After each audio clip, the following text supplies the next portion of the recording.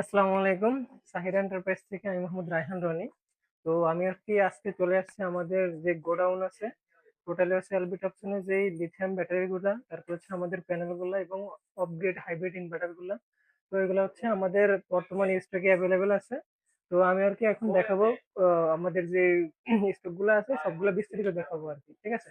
আর 2-3 দিন পরে আমাদের যে এখানে মালামাল আছে ওগুলোর রেট বেড়ে যাবে, তো স্টক আউট হওয়ার আগে আপনারা হচ্ছে আমাদের থেকে পাইকারিতে নিতে পারেন।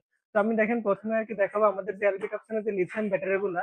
এগুলো হচ্ছে 100 এম্পিয়ার, 200 এম্পিয়ার, 14 এম্পিয়ার।